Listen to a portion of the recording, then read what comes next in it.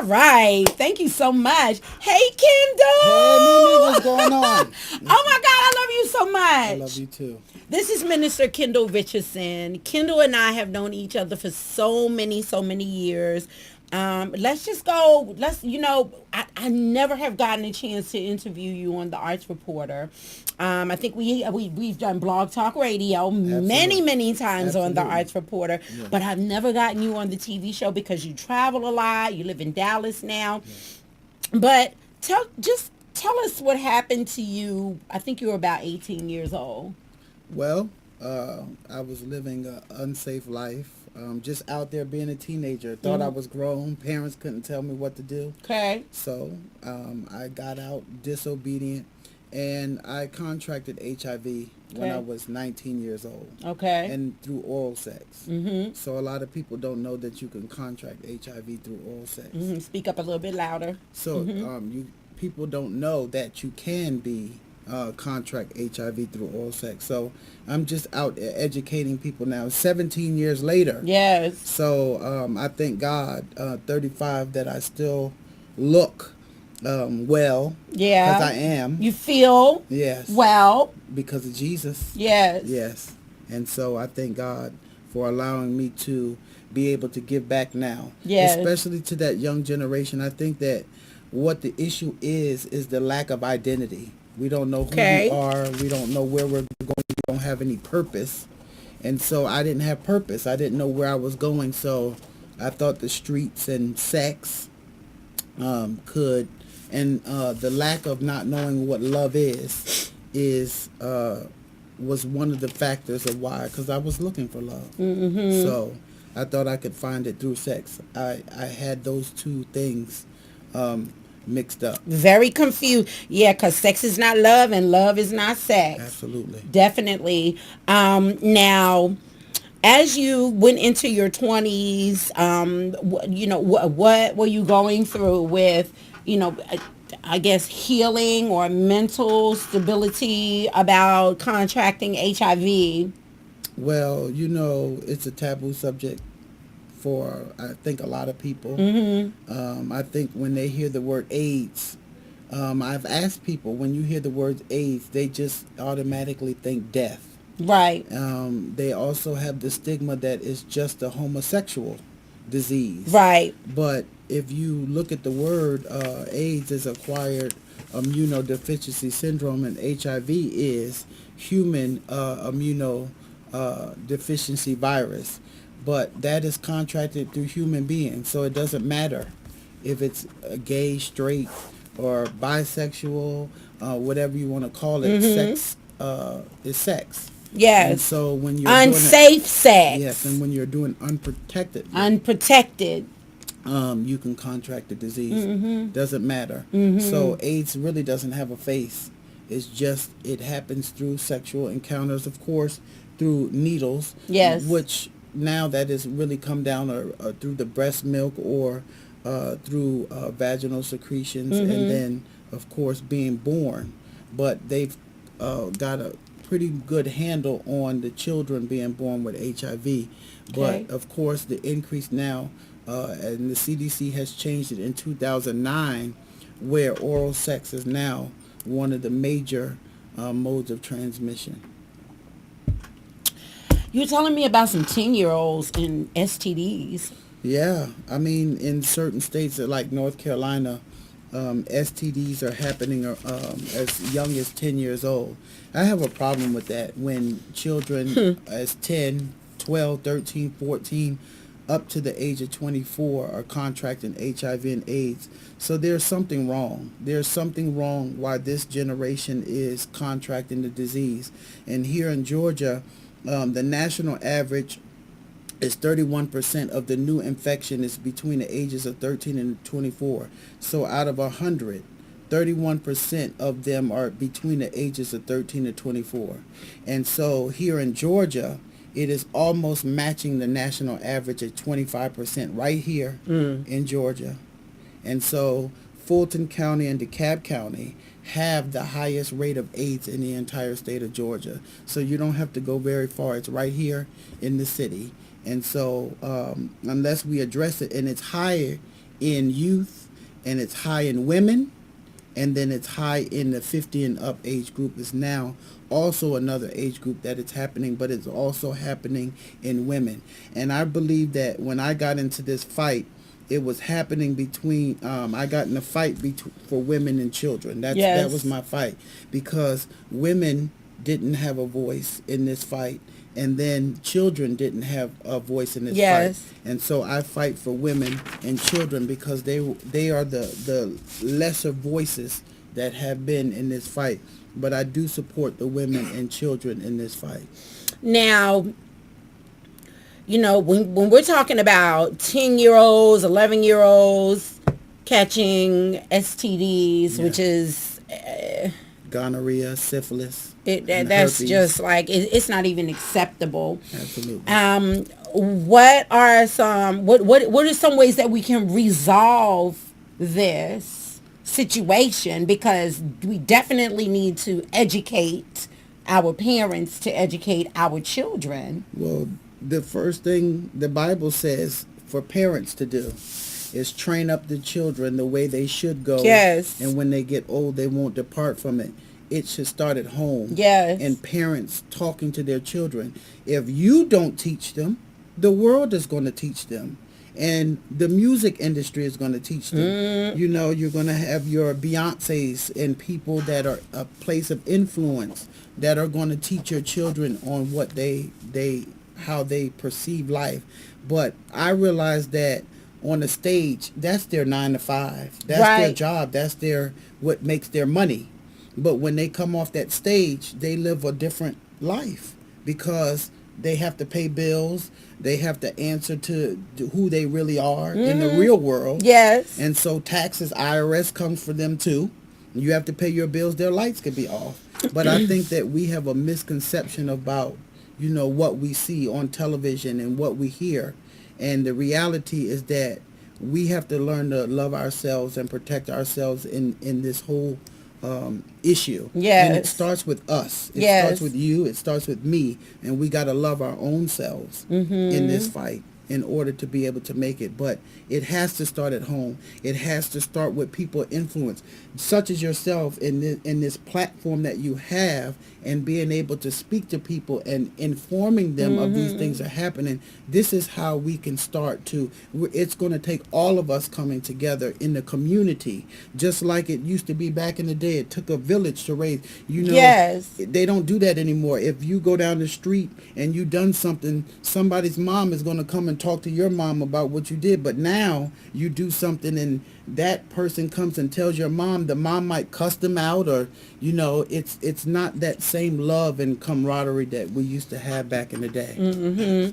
You're logged on to MimiJohnson.net, the arts reporter, your arts reporter. We're here with Kendal Richardson, Minister Kendal Richardson, and let's talk about the church and how they do not discuss HIV and AIDS, and there's also a lot of child molestation going on, a lot of fornication going on in churches, and you know, there are people that want to believe in something. They want to believe in congregation. They want to believe that, you know, this building that they go into is going to save their lives, which lies. The building don't save you. The church is the people. Okay, we in church right now. Absolutely. Okay, so HIV and AIDS, is that discussed in church? Some churches, I'm not going to say all churches don't do it, but some of the churches don't. And I have an issue with that, is when you have over 2 million people across the world living with the disease. The disease is high in your area, and your church is in that area, and you don't have a ministry, you don't have anything that is reaching out to people. People in your congregation are living with this disease, and you're going to tell me you don't have anything. The church should be a place where they come. It's a refuge place. Yes. And you should be able to come there and find you inside of the church, inside of the body. Right. And if you don't have anything or anyone that looks or feels like you, you're going to end up turning people back outside the door. And there's so much stigma, and there's so much fear Yes. that is going on inside the church. And I think that the issue is also ignorance. Yes. I think that there's so many false misconceptions about HIV and AIDS and how you can contract it, and then they got the theory that the monkeys did it and it happened in Africa and all of these different things, and you once you contract AIDS you will die, and these different things that people would say. And there are people that don't want to go to the doctor and they don't want to get tested because they don't want to know. It's so many different things that are going on, so many false myths out there instead of the truth. And I think that at the end of the day, it's love. And we're supposed to love each other. Yes. And you're supposed to be concerned about your brother. And so until you talk about it, some people don't address it from the pulpit. I think it needs to be addressed from the pulpit. It does. On a Sunday. I don't mean every day. Bible study. It should be. It choir, should be more. Choir rehearsal. How do you contract AIDS? HIV and AIDS. How do you what's the specifics on how do you contract this disease? Well, of course, through anal sex. Okay. Through oral sex. Okay. Regular sex. A lot of people don't know now that in oral sex, I just want to be able to talk about that because it's very important. Okay. That we talk about what's going on with oral sex now.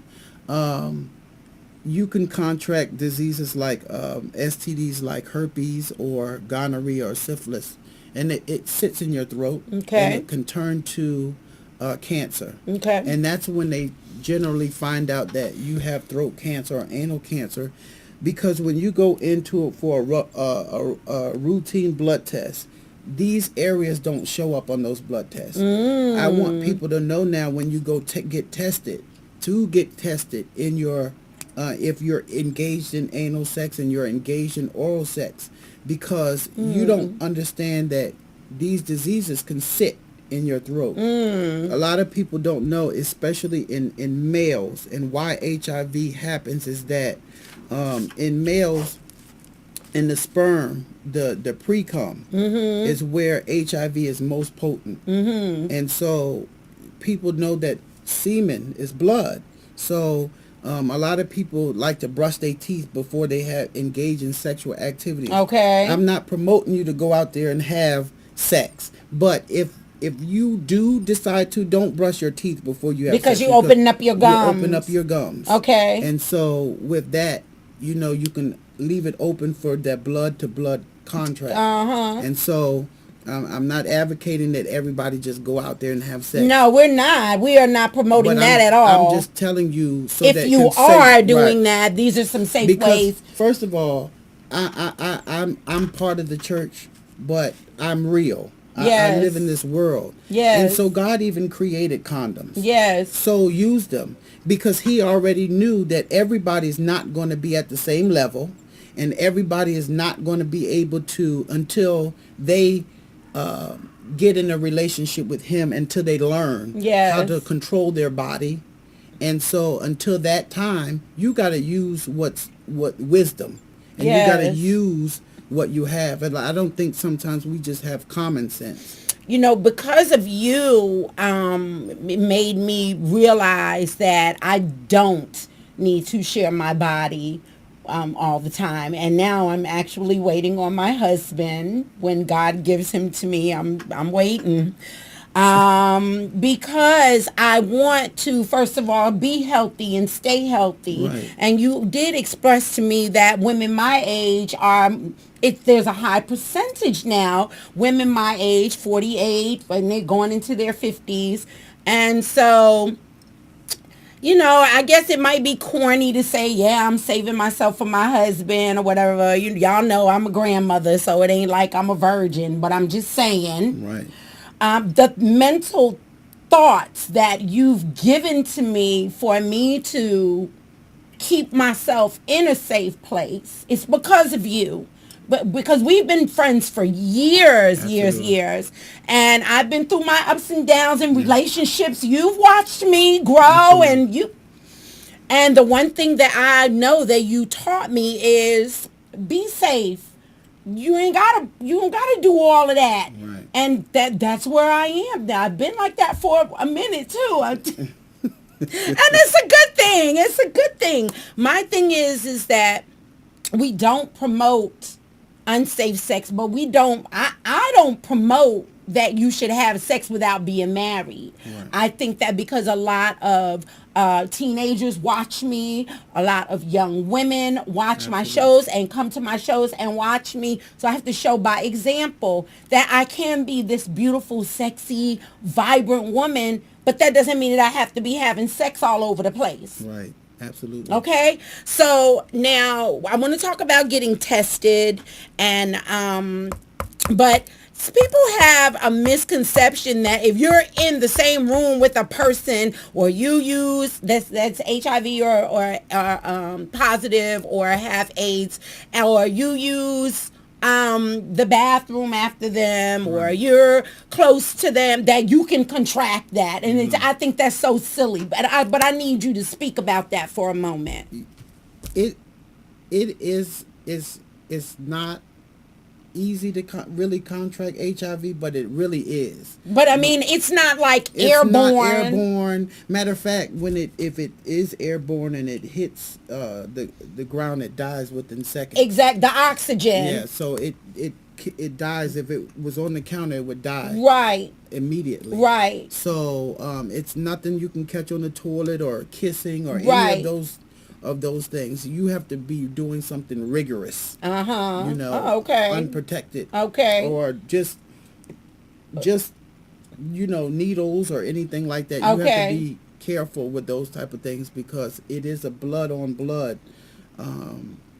contracting. Okay. So it's best for you all now to get tested. Yes. It is best to know your Let's status. talk about that. Let's talk about testing. I get tested every 3 months. And I'm not even doing anything, and I still go get tested. Yeah, because HIV can last up in your system. That's what you told me, like for 20 years. Up to 20 years. So whatever I was doing 20 years ago, and Right. And we ain't anybody gonna else. talk about that. Right. So you have to get at least tested once a year, and if they said if you're sexually active, at least every 6 months. And I get tested every 3 months. I go and get my blood checked. Absolutely. I do. Because I think that when you told me about that it can stay in your system for a certain amount of time and just be dormant. Dormant, right. Right? And so we've all been out there. Don't even get it twisted. Our adults. I'm not talking about my teenagers, but adults. You know what I'm saying? We've all been like, wow, did I just do that last night? Whatever the case may be.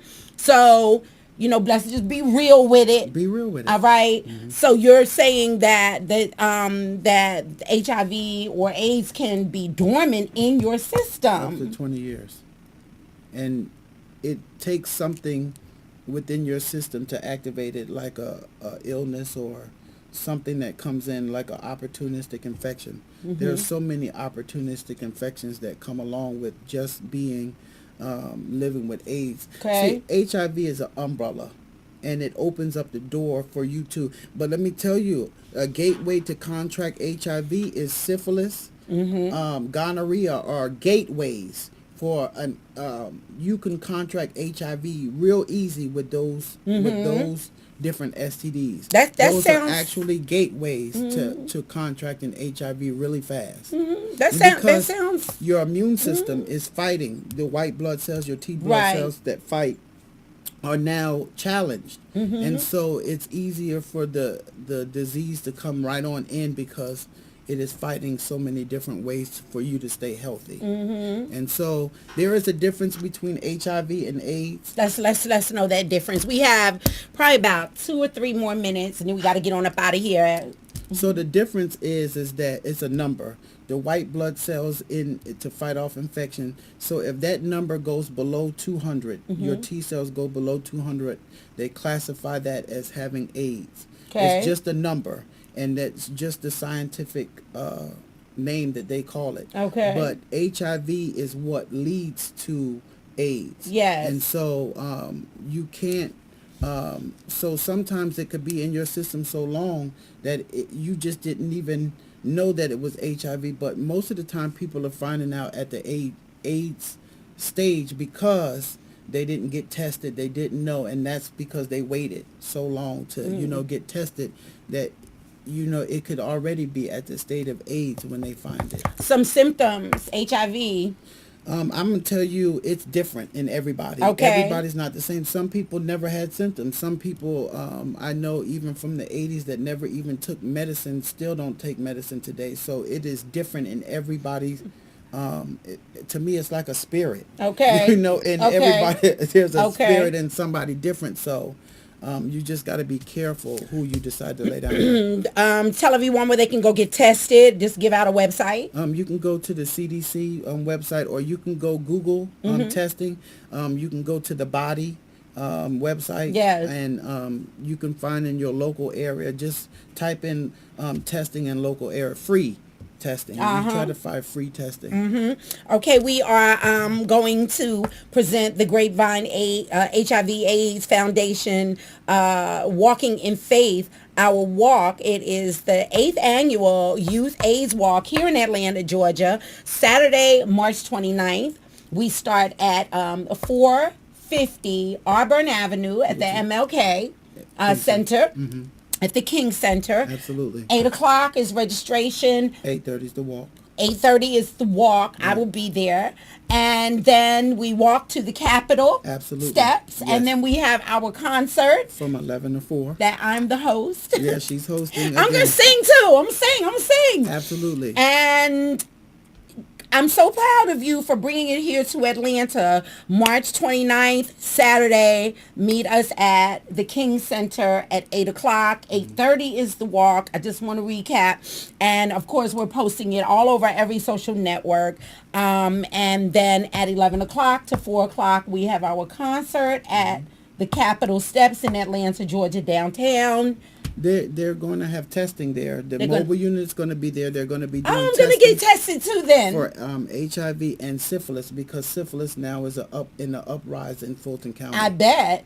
And so they're going to be testing for those two STDs. I'm going to get tested as well.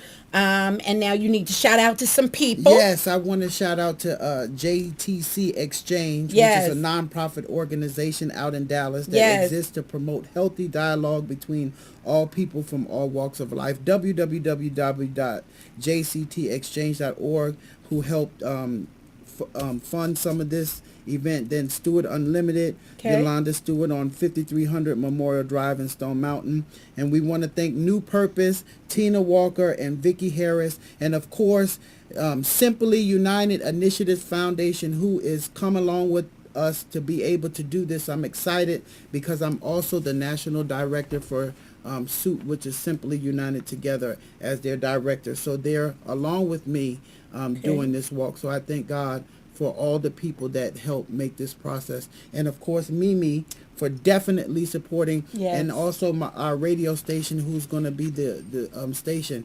Mimi, did you know that with the radio station, www.victory1075.com, if you go to the event page and print out a ticket, and you bring it to the walk, my boss is giving someone a free radio show, non-pay, one hour a week, a free talk show.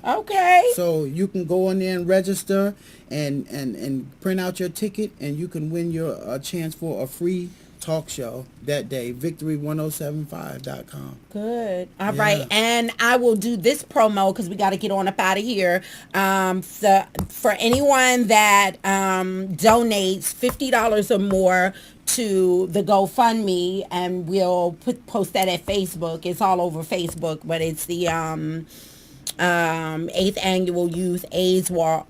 And if you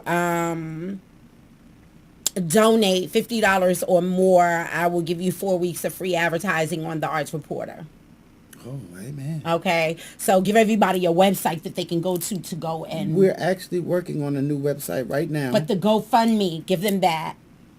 Just go to the 8th Annual Youth Walk, the 8th annual Youth AIDS Walk, Yeah, that's what it or email me at theartsreporter@gmail.com. I will send you the link, and you will get your free 4 weeks of advertising. I will sponsor for you $50 or more for donations for the AIDS Walk and for the Grapevine AIDS Foundation, HIV and AIDS Foundation. We got to get on up out of here. We got global news coming.